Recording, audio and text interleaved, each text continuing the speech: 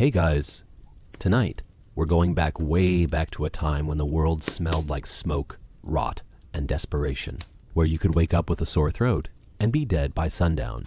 You weren't royalty. You weren't a knight. You were just a peasant, and that meant no doctors, no choices, and no one coming to help. The Black Death didn't care who you were. It came in silence, carried by fleas, rats, and whispers. And when it arrived, it took your neighbors, then your family, then you. This isn't a story about survival. It's about powerlessness, about digging graves before breakfast and wondering whether the priest would bless them or just run. If stories like this settle something in your bones, if the quiet horror helps you rest, feel free to like, follow, and tell me in the comments where you're listening from and what time it is. There's something oddly comforting in knowing who else is out there, falling asleep under the same dark sky. So dim the lights, let the past crawl in, and listen close, because death is already at the door. You are born in mud. Not metaphorically. Literally. The floor of your family's hut is packed earth, damp even in summer, sticky and cold in winter. You are not taught to speak, you pick it up between screams. Your mother smells of wool and ash. Your father does not speak much. He smells of sheep, smoke, and sweat. You live with 5 others in a single room the size of a stable. There is no chimney. The smoke from the hearth drifts up into the thatch or hangs around your eyes like fog in the fields. Your world is the village and the fields that stretch beyond it. You know the names of the pigs before you know the names of the saints. You learn to work before you learn to count. By the time you are 6, you can rake hay, scare birds, carry water, and recognize the smell of a fever before it takes someone. You belong to the land, but not like the Lord does. You do not own it. You are part of it, like moss or worms. When the reeve rides through with his tally sheet, your name is written down. Not because you are important, because you are counted. Like grain, your body is a measure of what can be harvested. You are born into debt. To the Lord, to the church, to the seasons. You do not question it. It is older than language. You work the fields from dawn to dusk, and when the harvest fails, you eat bark, rats, or nothing. Your body bends early. Your fingers thicken. Your back curves. You learn to walk with your head down, not from humility, but to avoid seeing what you cannot change. The priest says suffering is holy. The Lord says taxes are higher this year. Your mother says it is what it is. The winter takes a cousin. The fever takes a sister. A horse kicks a neighbor, and he dies 3 days later. Eyes open, teeth grinding. You bury him in a pit, because the churchyard is full. No one cries. There is no time for crying, only work. You grow older. You marry young. You do not choose her. The families speak, and the hands are joined, and the night is cold, so you make children. They scream, like you did. One lives. One doesn't. You bury the small one behind the hut. The church says nothing. The Lord says nothing. The wind blows through the holes in your roof. You have seen no map. You have never left the village. You know the forest edge, the road to the manor, the stream near the fields. That is your kingdom. You hear rumors sometimes from a tinker, a monk, a soldier passing through. The French king is dead. The Pope is building walls. The world is changing, but it never changes here. The mud is always mud. The Lord is always hungry. The winter is always longer than the stores in the granary. One day a man arrives from the coast. He is thin, red-eyed, tired. He speaks of sickness. A cough, a swelling. Whole town's gone. He leaves before nightfall. The priest says God is testing us. The old women whisper that it is a curse. The Lord sends riders to the city to check. Days pass. A dog wanders into the village and dies in the square. No one touches it. Your wife coughs. Your son picks at his skin and says his armpits hurt. You tell them it's nothing. You go to the fields. The barley must be cut. The barley does not wait. But something is coming. Something black. Not a storm. Not a war. Something worse. And your mud, your hut, your sweat, they will not protect you. Not from what's already here. But for now, you work, because it is what you were born to do, because it is all you've ever known. The dog in the square lies for 2 days before someone drags it into the forest. The smell stays. It sinks into the straw, into the thatch, into your skin. Your wife stops getting up before sunrise. Says her bones ache. You tell her it's the cold, but it's summer. Your son scratches at his neck and says it burns. You check him. Nothing there.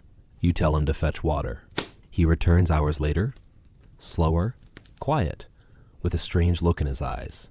You go back to the fields. The barley stands half reaped. The sky is gray. The wind is too still. Something feels wrong. But you work. What else is there? That night, the old woman who lives near the stream starts screaming. You hear it through the walls. Short, sharp bursts. Then nothing. You go in the morning. Her hut door is open. Her body lies twisted, her skin purple around the lips, eyes bulging. No blood. Just a smell. A thick, wet smell like meat left too long. The priest says to bury her. You do. No prayers. No procession. Just dirt and silence. The next day, the baker's youngest is found cold in his mother's arms. Then the weaver's wife. Then the reeve. You begin to feel something tighten in your chest that isn't fear, it's knowledge. The kind your body understands before your mind allows it. You know this is not normal. Not winter fever. Not hunger. This is different. Worse. The priest begins coughing. Deep, wet, red. He still tries to preach, but his voice is like broken stone. The bell does not ring. There are no bells anymore. Only dogs howling at night, and chickens that no longer lay. Your wife's skin begins to blister. Small black boils near her ribs. She hides them from you. You find them anyway. You don't speak. You sit beside her in the dark. She holds your hand until her grip fails. She does not scream when she dies. Only breathes once, and then stops. You dig her grave yourself. Behind the hut, you say nothing. You pour no water. You close her eyes with your thumb and cover her with the last dry earth you can find. The next morning, your son is gone. Not dead. Gone. You find blood on the floor, footprints leading into the trees. You call for him. Nothing answers. Not even the birds. You stay in the doorway all night, waiting, listening. The village is silent now. Half the huts are cold. No smoke from chimneys. The well water is sour. The goats are loose. No one is tending anything. The blacksmith's wife hangs from a beam. Her eyes are open. The priest is found behind the church, face down, surrounded by flies. The wind shifts, carries a new smell through the village, not death. Rot. Sweet, sticky rot that clings to your teeth. You cover your mouth with cloth and walk with a stick. You prod the bodies. You stop entering homes. You stop speaking. The only living thing you see for 2 days is a pig running through the square. Blood on its snout. No one follows it. No one claims it. No one is left to. You begin to wonder if God has gone blind. If the devil has forgotten your name. If you are the last breath in a mouthful of dirt. You sleep less. You burn herbs. You smear ashes on the doorframe. You dream of wolves walking on 2 legs, of a black sea without end, of your wife calling from the river. But you do not go. You stay, because there is nothing else, because the land still lies beneath your feet, because your hands still move, because someone must remember the names of the dead, even if there's no one left to hear them. You stop counting the bodies. There are too many. In the huts, in the fields, in the stream. Some lie where they fell, mid-step. Others curled under blankets as if sleep might save them. The priest's robes rot where he died, his cross still clenched in a fist of bone and skin. No one buries the dead anymore. The ground is too hard, the air too foul, your hands too tired. You see a girl, maybe 10, sitting beside her mother's corpse. She does not cry. She does not move. You leave her a crust of bread. She does not take it. The next day, she is gone. The bread remains. Birds will not eat it. Even they avoid the village now. You walk only at dawn, before the smell thickens, before the flies cloud your face. You wrap cloth over your mouth, rub vinegar on your skin, wear herbs under your collar. It does nothing, but you do it anyway. You no longer speak. There is no one to listen. Words fall flat, like ash. You whisper names to yourself sometimes. Your wife, your son, your neighbors, the cow you had as a child, the priest who taught you to meal, the boy who once carved a bird from ashwood. All of them, like stones in your throat. You carry them, because no one else will. The nights are worst. The air is wet, heavy, the silence louder than any screen. You dream of mouths sewn shut, of rats the size of children, of a sky that drips tar. You wake with dirt under your nails, scratches on your arms. You do not remember doing it. One morning you find a cart in the square. A priest from another town, wearing dark robes, heavy mask. His hands are white, too clean.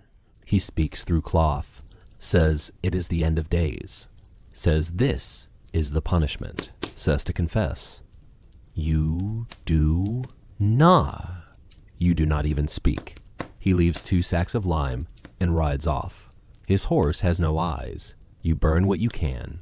Blankets, clothes, straw beds, hair, everything that holds the stink of what once breathed. The smoke does not rise. It clings to the ground like guilt. The trees at the edge of the forest turn black. Not from fire, from something slower, something growing. You begin seeing shapes in the corners of your eyes. Not people, not beasts. Shh.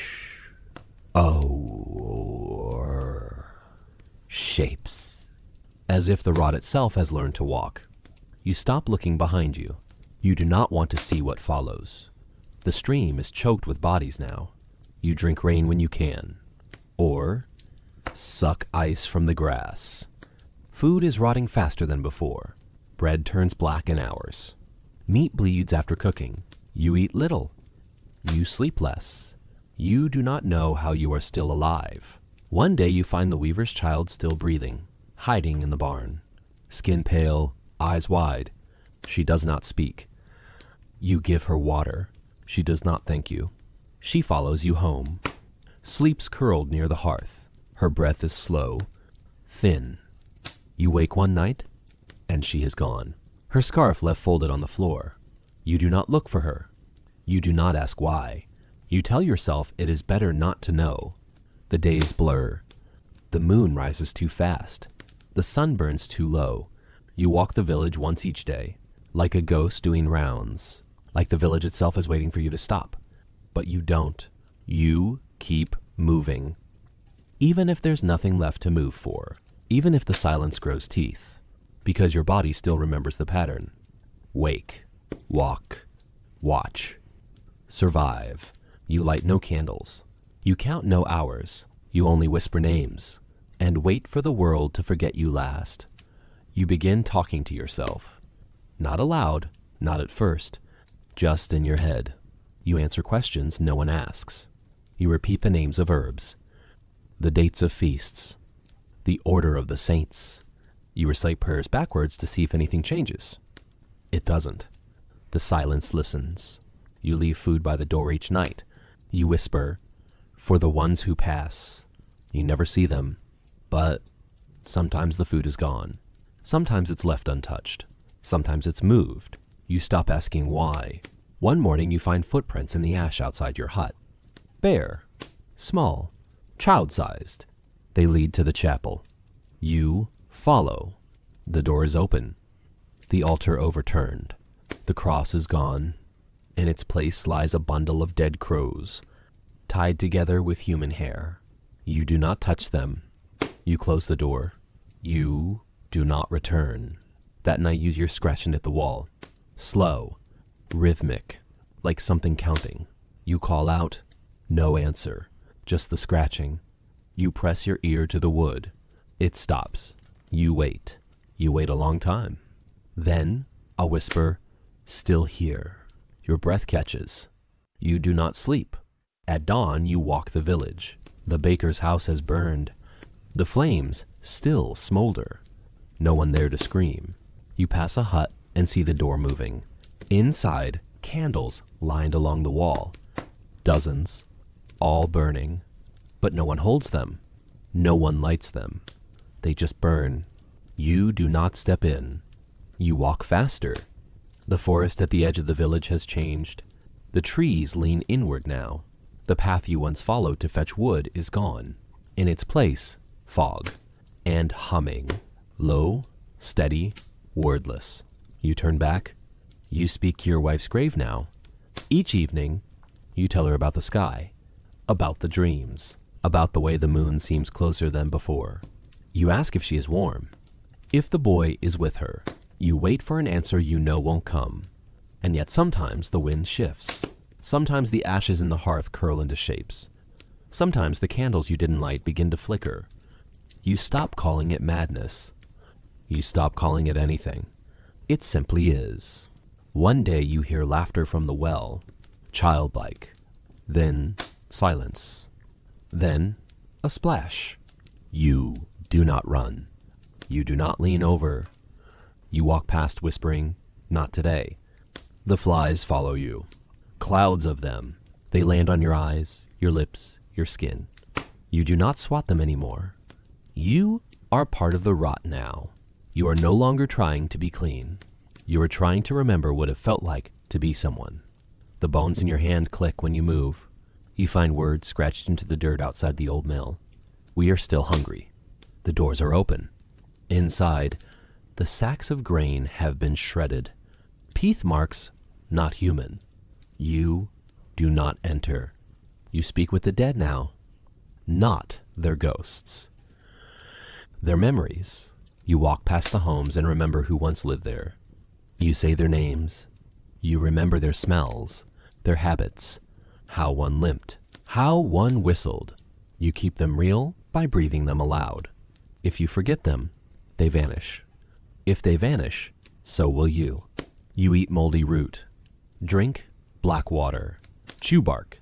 You hear whispers in your sleep. Join. Rest. Below. You say no. Every time you say no, you keep blocking. You keep whispering, because your body still obeys a rhythm older than reason. Wake. Walk. Remember. Breathe. And though the world may be rotting, though God may be silent, though death may be seated beside your bed, you are still here. And that, for now, is enough. You see smoke on the horizon. Not black, not wild. Controlled. A campfire. The first sign of life in weeks. You do not run toward it. You wait. 3 days pass. Then they come. 4 figures. 2 men, 1 woman, 1 child. Their clothes are layered, patched, torn, their faces wrapped. Only their eyes show. Wide, hollow, dry. You stand at the edge of the square as they enter. No words, just glances. You nod. One of them nods back. You gesture toward the well. They do not drink, just stare into it. Long, too long. That night you hear them whispering, not in prayer, not in any tongue you know, like breath and numbers, like counting and warning. You stay inside. They sleep under the open sky. The next morning, the child is gone. No one mentions her. No one searches. The woman places a doll made of sticks where the girl slept. It stays there for days. Then it burns, slow and smokeless. One of the men watches you wherever you go, eyes sunken, lips dry, fingers twitching. He asks questions without moving his mouth. You hear them anyway.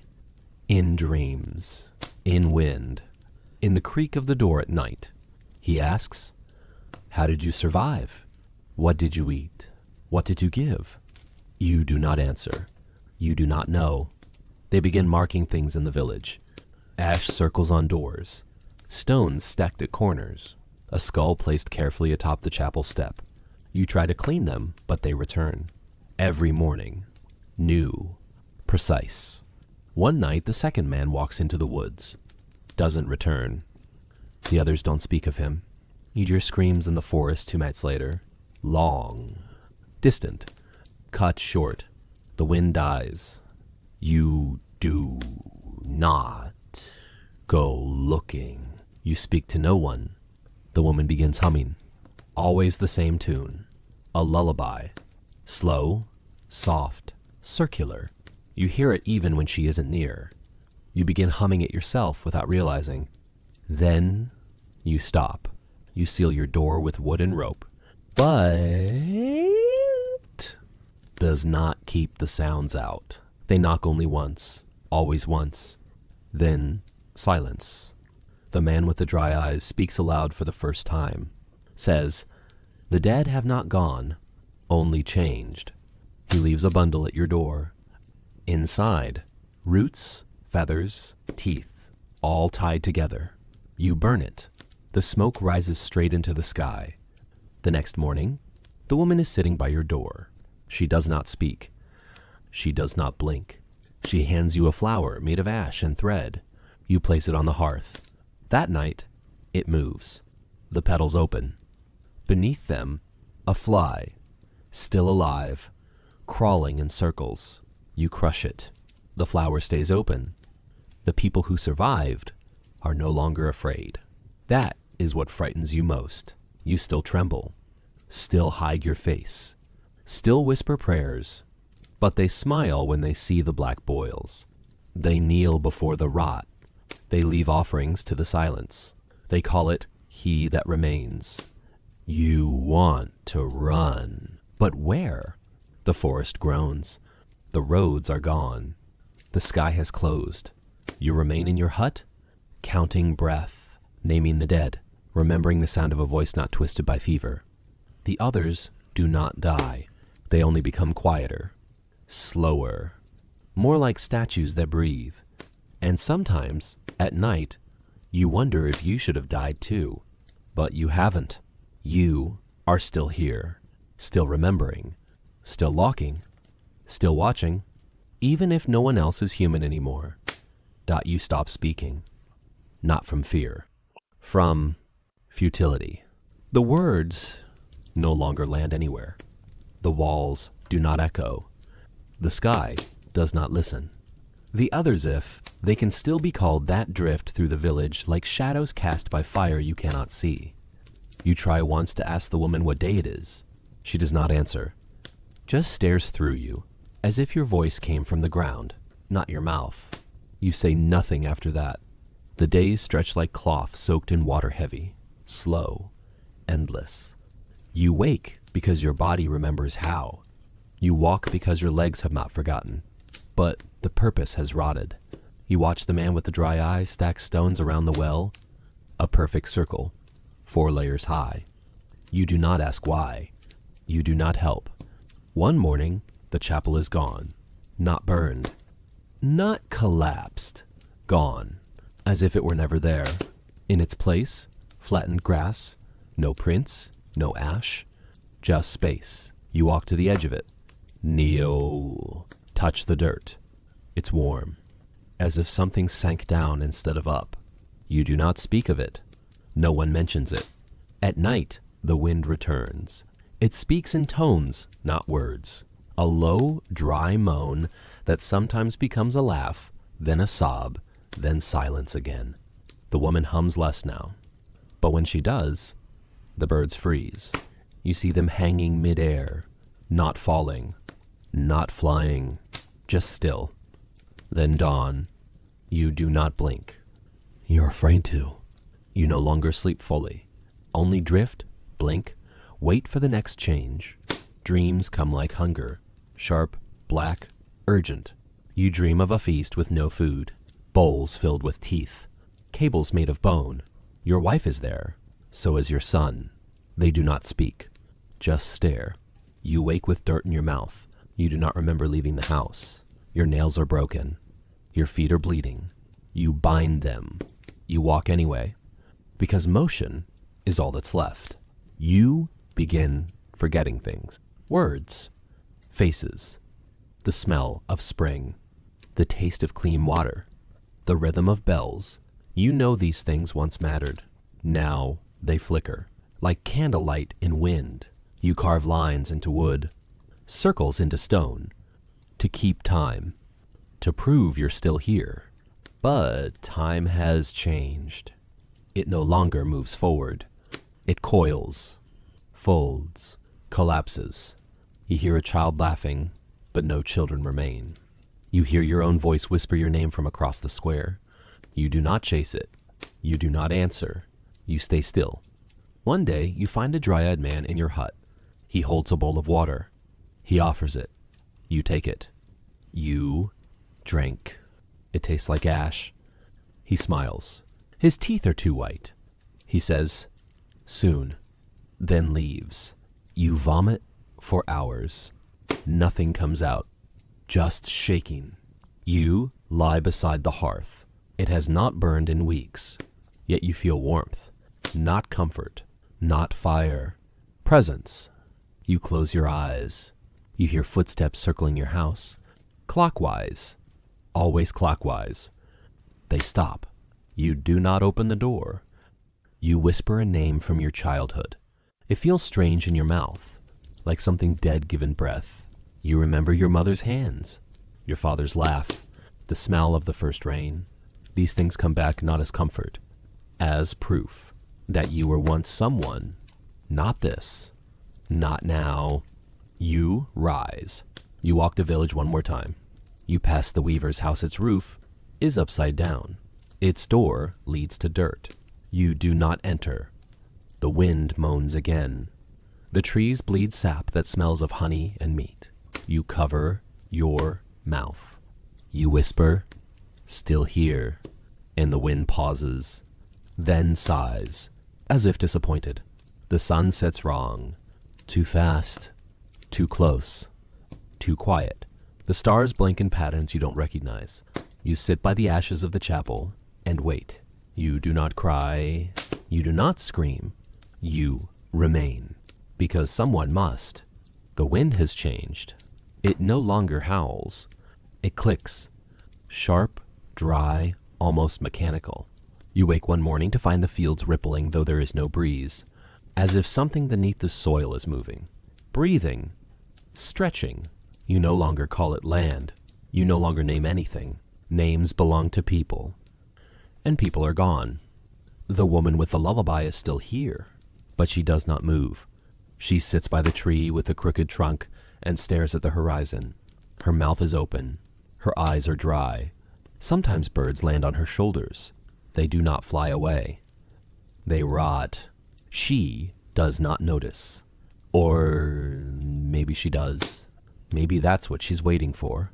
You try to work the field once more. You take your old hoe and step into the earth.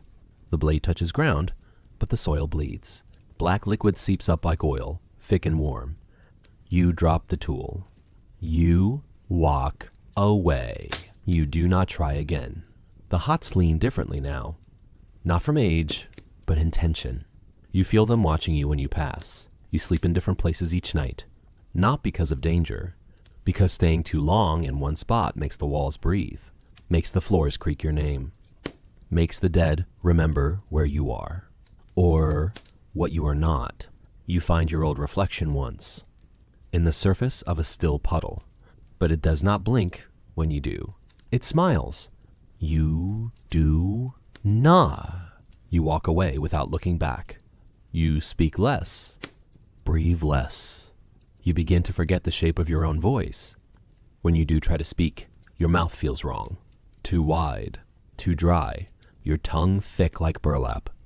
You whisper anyway, into the dark, into the wood, into the corners, because if you stop, you might vanish. One day, you hear music, soft, distant, a pipe, or maybe a bone flute. It comes from the forest. You do not follow it, but it follows you. For days, you hear it behind trees, under floorboards, inside your ear. You whisper no until the sound fades. Then it returns, louder. You burn herbs. You draw symbols in ash.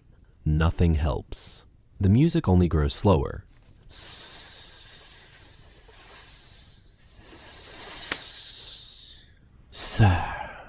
Closer.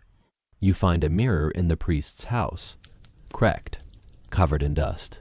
You clean it slowly. You do not know why. You just do. Your reflection is smaller than you remember, not thin or diminished. Faded at the edges. Eyes too large. Skin too smooth. You smash the mirror. The pieces rearrange themselves overnight. Into your face. You bury them. They return. You find a child's shoe in the square. You pick it up. Inside, a tooth. Human. Fresh. You drop it. You leave the village for a day. Into the woods. Deeper than you've gone. No trails. No paths. Just trees and that soft music pulsing like a second heartbeat. You stay until you forget the shape of roofs. Then return.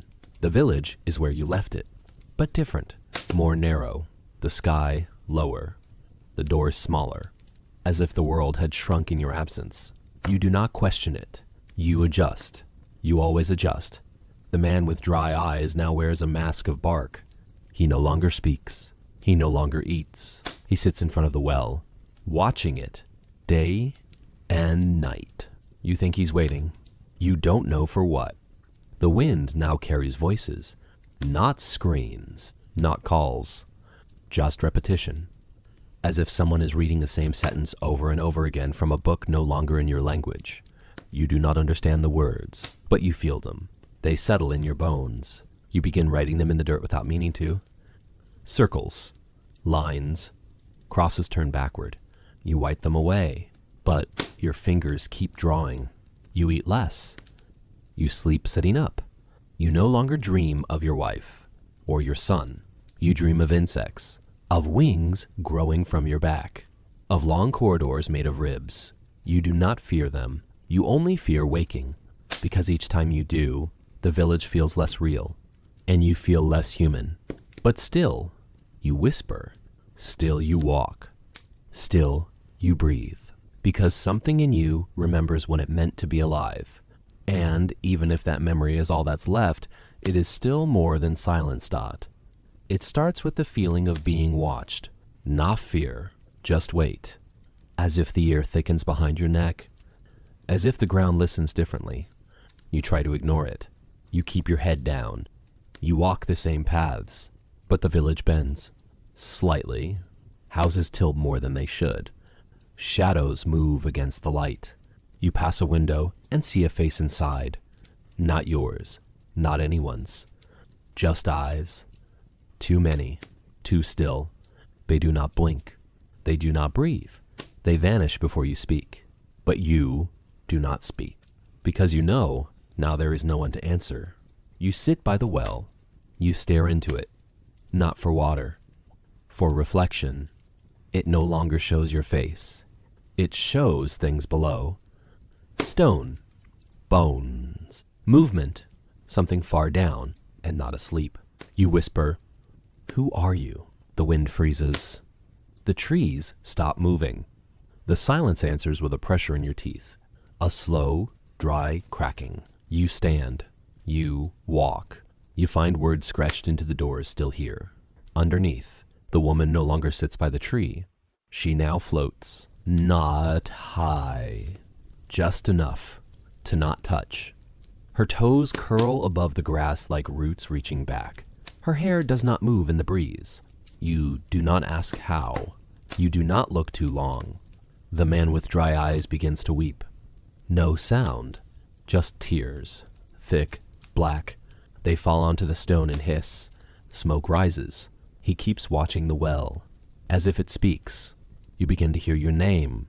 Not from people. From wood. From water. From the crackle of fire that shouldn't burn. The name is wrong. Misshapen. Stretched. But it's yours. You pretend it isn't. It keeps coming. You write it in dirt just to see if it still belongs to you. But the letters rearrange. Into something older. Something not meant for your tongue. You begin seeing animals again. Sort of. Dogs with no mouths. Birds with human eyes. A fox with antlers, staring from the edge of the trees. You do not approach. You nod. They nod back. You dream of staircases that descend forever, of doors made of hands, of rooms where the sky is inside. Each morning you wake with the same word in your mouth. Not a word you know, but you say it, quietly, out of habit, out of fear, out of some command placed in your lungs. The chapel does not return, but the ground where it once stood glows faintly at night. Shapes circle it, not people, echoes, things that used to be people. They do not speak. They do not need to. You know they are waiting. The well begins to hum, a low, constant note. It vibrates your teeth. You try to move away, but the hum stays with you. Inside your chest, beneath your skin, you eat nothing. You feel no hunger. You drink only when the rain falls straight, which is rare now. The sky moves oddly. The sun rises faster. The stars no longer follow the old paths. You once knew the months by their light. Now you know only the color of fog. The others are fewer now. Or maybe they're deeper. Beneath, within, you see the outlines of forms in the walls, pressed into wood like wax. You do not touch them. You speak into the hearth, and something answers in ash. You ask no questions. You do not want to know the cost of truth. Then, one night, a voice, not your own, not memory, clear, smooth. It says, "We have watched long enough." You stop breathing. You close your eyes. You whisper, "Why?" It answers, "Because you remained." You ask, "What are you?" Silence. Then, "We are what grows where silence is fed." You do not understand. You do not ask again. Your hands begin to glow faintly at dusk. Not light, residue, like your body is losing shape, losing self. You sit by the well again. You lower a stone. No splash, only hum. You begin to hum with it, without knowing, without choice. And something down there hums back, that it begins in your hands. Not pain, not numbness, a tingling like warmth under the nails, like soil remembering roots. You look down, and the skin shifts, faintly, not cracking, not bleeding moving, as if it remembers something older than flesh. You flex your fingers. The air around them thickens. You stop. You breathe. The breath is no longer yours. It enters from the world, not into it. The wind moves in rhythm with your lungs. When you stop breathing, it stops too. You speak your name, but it tastes wrong. Bitter, hollow, unfinished. The village has changed again. You do not see it happen. You simply notice. The huts no longer cast shadows. The paths bend in loops. The well is deeper, wider, alive. The stone hums when you touch it, and your blood hums in return. You sleep beneath the tree with the crooked trunk. The woman is gone. Her shape remains, burned into the grass. You lie where she used to float, and in your sleep, you dream of veins stretching through dirt, of hearts buried beneath roots, of blood that does not die but spreads. You wake with your feet in the soil. You did not move, but something moved you. A part of you now knows this was always coming. The sickness, the silence, the rotted was not an end. It was a molting, a shedding of surface. The people were not taken. They were offered. Their flesh returned to the land, their voices soaked into wood, their minds buried to become seed. You walk through the village, and the buildings breathe with you. The walls lean when you pass. The doors open before you reach them. You stop being afraid, not because you understand, because fear was a tool, and the hand that held it is gone. You eat bark, and it tastes like memory. You drink rain, and it tastes like time. You sit in the square and feel the pulsing beneath you, like a slow heartbeat, like the earth itself is learning to speak. You begin to hear it, not with ears with bone, a language without sound, a voice that does not come from outside, but inside and beneath. The man with the bark mask is gone, but the mask hangs from a tree. It watches. It blinks. You do not touch it. You begin carving shapes into the walls, not to mark time, to match the rhythm. You do not know what they mean, but the walls seem to lean closer when you finish. The wind carries voices now. Familiar, not as you remember them. Slower, merged. The voices of your wife, your son, the priest, the weaver, all woven together into a single breath that says, "We are not gone." You ask, "Where are you?"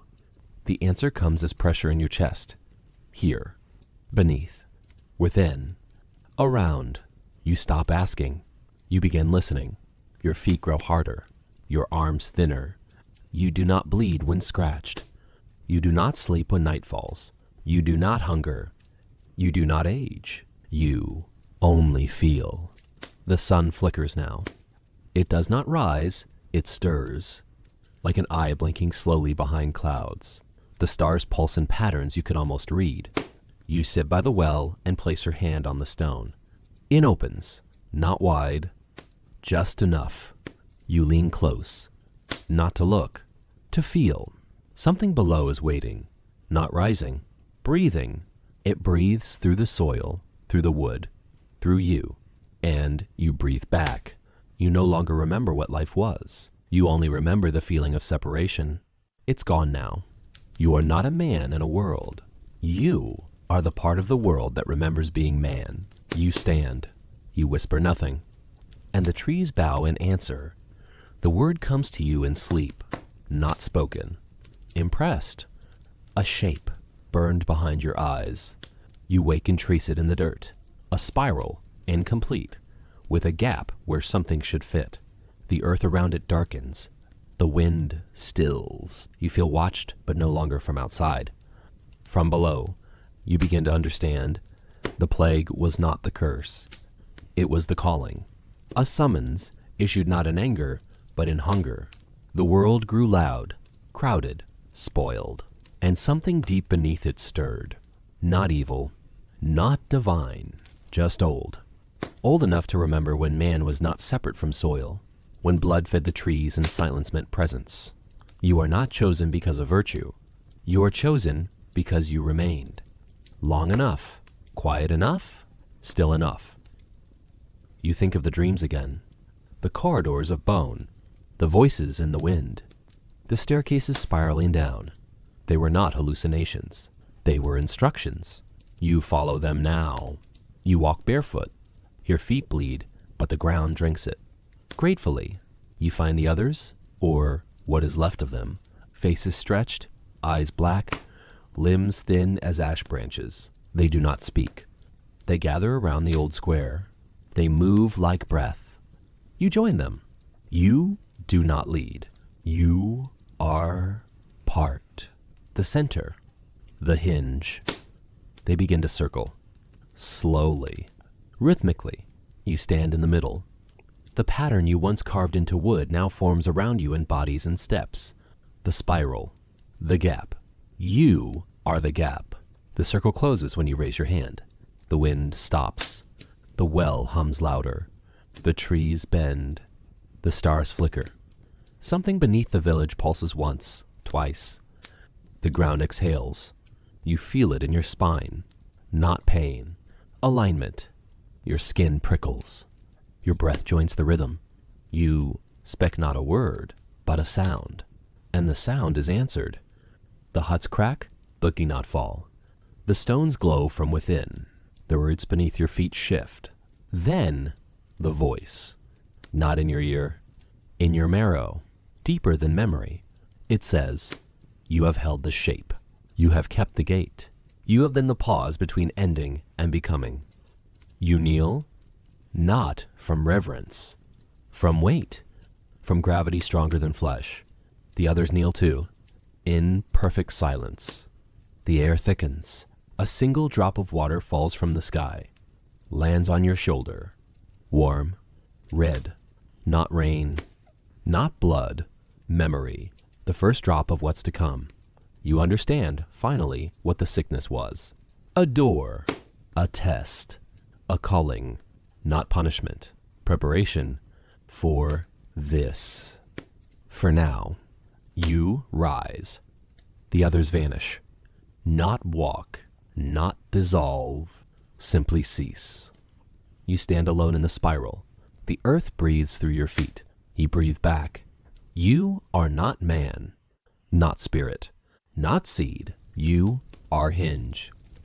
Gate. Vessel. The world has shifted. The sky turns slower. The sun forgets to set. The wind carries voices that wait for your answer. You do not speak. You listen.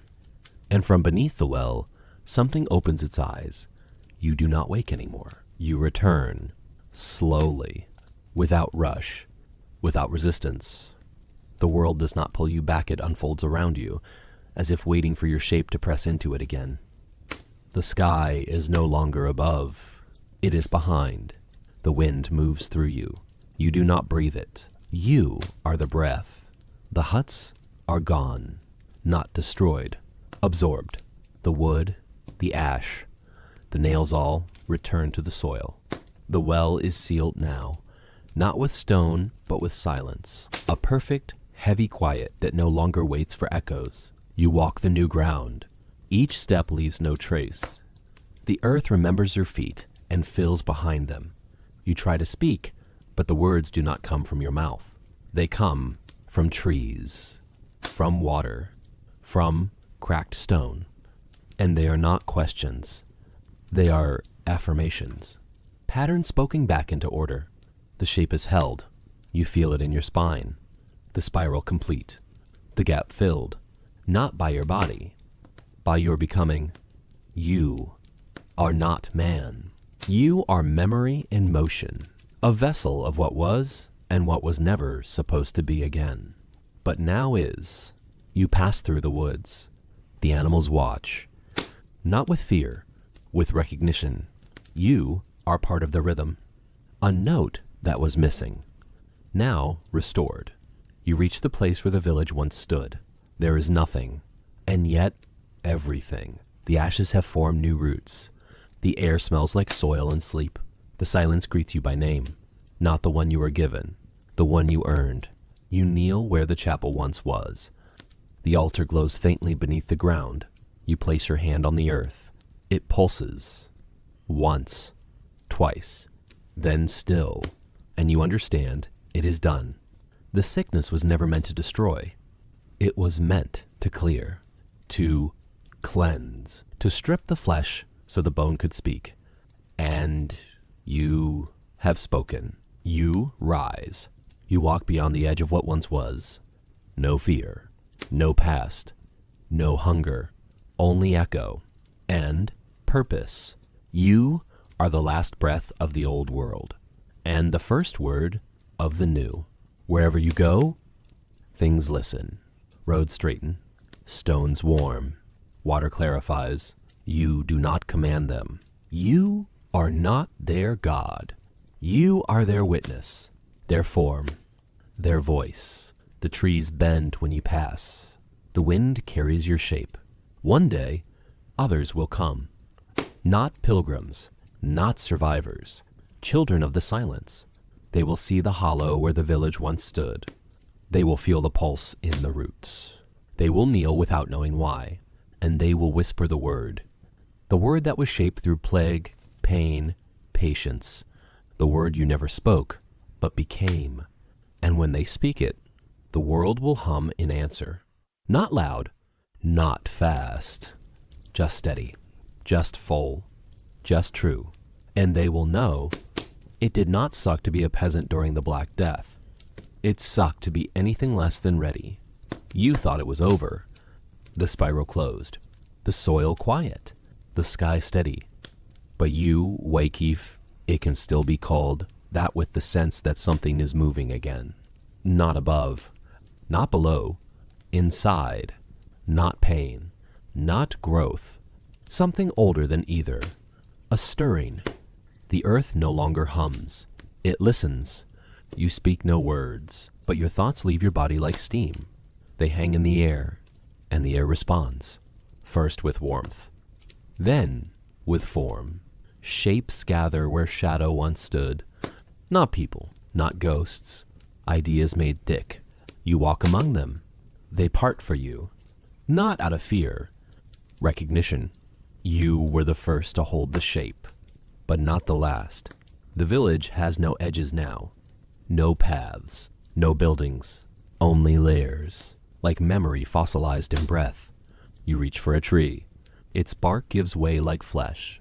Inside light, not fire, not life. Memory, flickering like a heartbeat. It shows you the field, the day before the sickness came. Your son, chasing a chicken. Your wife, laughing. The warmth of soup. The rhythm of normalcy. Then it fades, slowly, gently, as if saying, you may look, but not return. You let go. The tree closes. You whisper a name not yours, not hers. A new name. It echoes. Around you, through you. You feel others echo it too. From far, from deep. The world is no longer empty, just layered in silence. You sit by the place where the well once was. It is now a mouth sealed in stone. You press your hand to it. It is warm. The pulse is gone, but not the presence. The presence is waiting for you, or something through you. You remember what the voice once said. You held the shape. Now you begin to understand what that meant. You were not the gate. You were the hinge. A moment. A crack between moments. And now that the gate is open, it does not need you to stand still. It needs you to move. The earth beneath you folds inward. A soft breath. An inhale. You stand. You walk not across the village. Through it. Through time. Through layers of memory pressed into space. The huts rise, then fall again. The faces reappear, but without eyes. Not blind. Empty. You feel their voices behind your ribs. They do not blame. They do not mourn. They sing. Soft, circular, the same melody the woman once hummed. But now, it comes from the sky. The stars blink in rhythm. You walk toward them, but they come toward you, not falling, descending, slower than thought, faster than death. You reach the edge of the place that no longer remembers being land. Beyond it, breath. Mist, beginning, the kind of beginning that comes only after complete forgetting. And you are ready. Not because you are strong, but because you are hollow, and the shape must echo to complete its form. You take one more step. The world does not shift. It unfolds. The voice returns. Not one.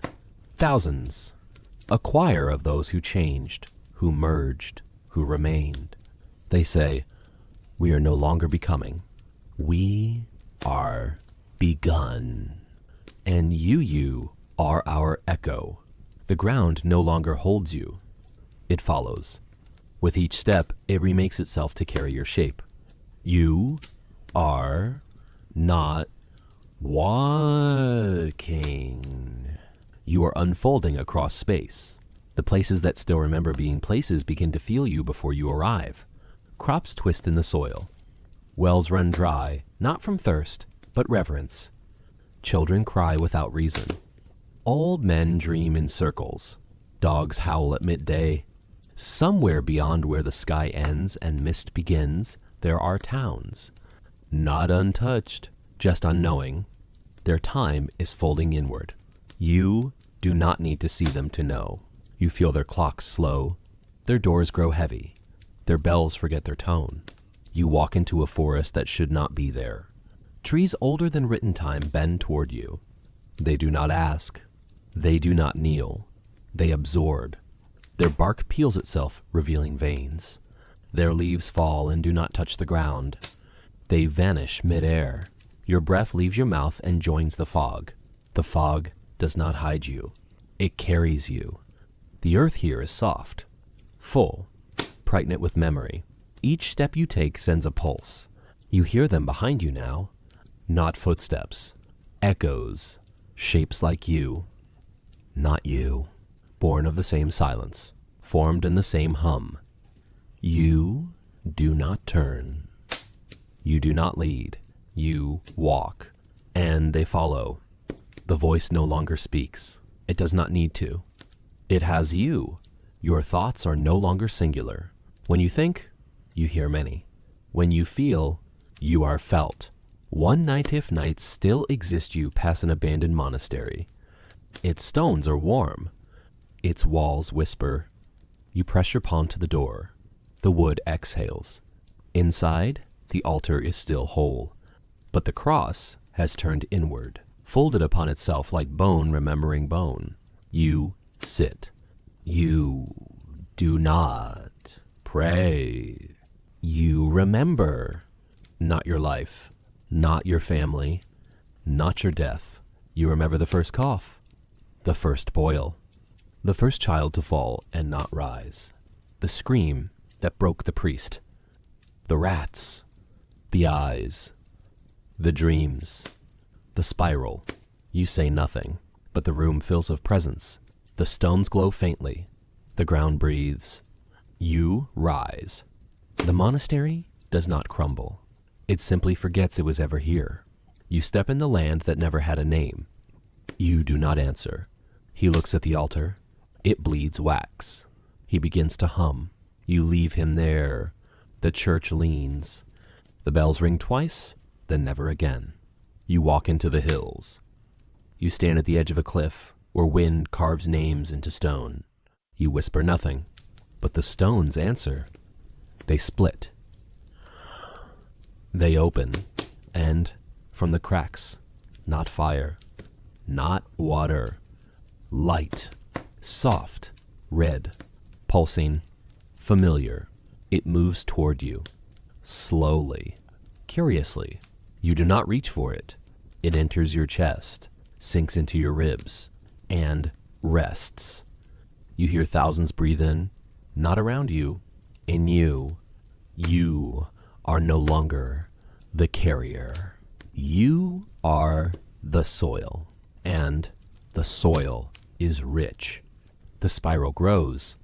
The spiral is no longer yours alone.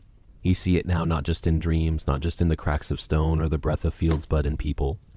They walk as you do, not beside you, not behind, far off, yet close. You do not know their faces, but you feel them. A shepherd in the north who no longer casts a shadow. A girl who bleeds honey when she prays. A boy who hums the same tune each morning, though no one taught it to him. You do not call to them. The silence already has. You sit beneath a tree, his bark peels away to reveal names you never spoke. Names from other lands, other lifetimes. And as each strip falls, you feel them draw nearer. Not by step, by resonance. The sky thickens. Not with cloud, but with weight, as if the world is preparing to speak with one breath. The animals grow restless, not afraid, aligned. They circle places of old rot and wait. The rivers shift, the tides bend, salt becomes sweet. You step into a village where people no longer look at each other. They look past, they look down, and they smile. They place stones in their mouths and sleep beneath the floorboards. They hang flowers upside down and whisper into corners. You do not correct them. You nod. They nod back. One offers you their child, not to harm, to carry. You do not touch, but you hum, and the child hums back. Behind their eyes, the spiral. Not learned, remembered. The churches now grow silent. The bells ring less. When they do, they ring wrong, offbeat, reverse. People no longer kneel. They sway. Their prayers lose language, become sound, pure. Round, you meet another. One of the others, a man with silvered skin and ash-drenched feet. His eyes are gone, yet he sees. He says nothing, but when you stand beside him, the grass beneath you wilts, then blooms. He leaves. You follow his absence like a scent. You are not alone. You were never alone. The well in the old village still breathes. Now it echoes, and each echo returns with a different voice. You begin to dream again. Not memories, messages, fragments of songs, broken alphabets, maps without borders. You wake with the words in your mouth, but they are not your tongue. You do not speak them aloud. You write them in dust, in frost, on the backs of your hands. They shift before you finish, but the message stays. You are not what brings the change. You are the surface through which it speaks, a thin skin between silence and shape. One night, the stars move faster. They cluster. They form an eye. Not watching, reflecting. You understand. The world is a vessel, and now it is full. The others are coming, not by road, by rhythm. Each step you take is not just a walk, it is a summons, a call sent through root and rot, through bone and breath. You look at the sky and see it flinch. You place your hand to the soil and it responds. You are the beat. They are the chord. Together, you are the hymn. The silence is almost ready to end. And what comes next is not noise. It is form. Final. Full. Unnamed. The world has slowed to your pace. Not just the roads, the wind, the breath of trees, the sound of birds that no longer flee. You walk, and the land walks with you. The rivers pause at your arrival. The stones shift to mark your presence. Even the sky seems to hold its breath when your shadow touches it. You are no longer moving through a place. You are the movement itself, a ripple in the surface of forgetting, a correction. The old structures no longer resist. They absorb. Castles bend. Towers soften. Metal rusts into soil that blooms overnight. In one town, the people greet you by name, though you've never been there. They hand you bowls of smoke, not food, memory. You breathe it in and feel the life they no longer claim as their own. They do not ask you questions. They only listen. Their children sleep in circles. Their animals give no sound. At dusk, they hum. You hum back. Then you leave. They do not wave. They simply close their eyes and wait for the next change. In the fields beyond, the grain grows and spirals. No one planted it. The earth remembers the pattern now. You pass near mountains that bleed mist. The rocks sing as you walk by. A slow, low vibration that settles in your teeth and speaks in sensation. They say, "We have waited." And you reply, "I have carried." Beneath your skin, things shift. Not pain, readjustment. The body learning to match the message. You no longer cast a reflection. Not because you are empty, because mirrors do not recognize the shape you've become. They blink. They crack. They forget. You rest in ruins that once held kings. Their thrones now covered in moss. Vines grown through the crowns. You sit. The stone warms. It beats once, slow, heavy, then sleeks again. You press your hand to it. The pulse returns. You do not rule. You remind. At night, the stars gather over your path. They form new constellations. Curves, spirals, symbols too old to be read, too exact to be accidental. You blink and they shift. They follow you, not as guides, as answers. The others are closer now. You feel them in the wind, in the way time folds, in how the world no longer follows the sun, but something deeper, something internal. You walk through a forest that was not there the day before. The trees bow. The soil opens like a mouth and exhales insects made of light. They land on your arms and whisper nothing, just presence. They do not die. They dissolve. You reach a river with no water, only memory. You step in. The mud holds you. And suddenly you see all who came before, all who fell in plague, in fire, in grief they are here, not as ghosts, as layers, compressed into rhythm. You stand among them, not above, not beyond, with, and the silence speaks again, not as voice, as horizon, as edge, as invitation. It says, "The world is almost ready to remember." You nod. You begin to walk again. And behind you, the earth rearranges itself to hold what comes next. You reach the place where the earth begins to hum without touch. Not through wells. Not through roots. Through air. Through thought. The sky above you no longer follows its arc. It folds inward, like breath caught in the chest.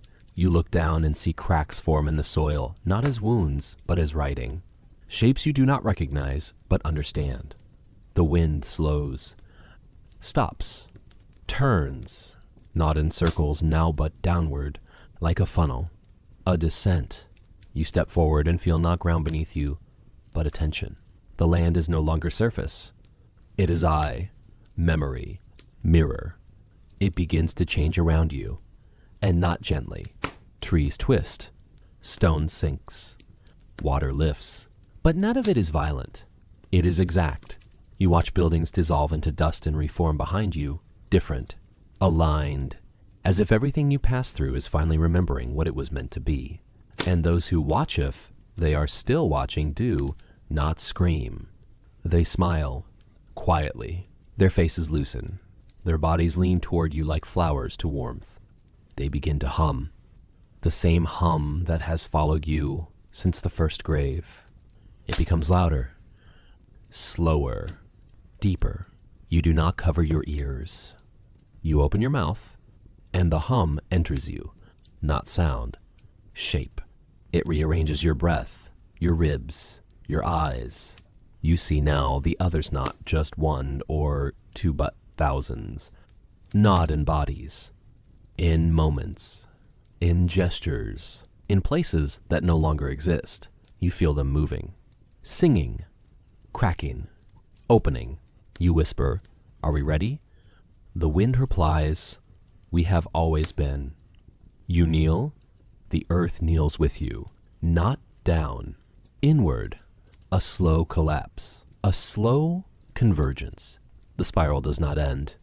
It completes. You no longer walk. You no longer move. The world moves through you. The rivers change course when you think. The sky darkens when you close your eyes.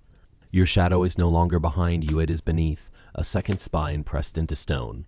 The people are gone, but not dead. They have been folded into what comes next.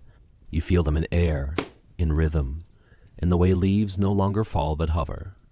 The sun rises, then freezes. You speak, and it flickers. You do not command it. You align. Below you, far below, something opens. Not a gate, not a wound, a mouth. It does not speak in language. It speaks in permission. You step toward it.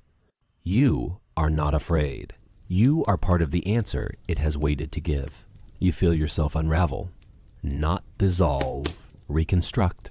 You are not memory, not history. You are the seed of whatever replaces time. Your fingers no longer end. Your thoughts echo in soil.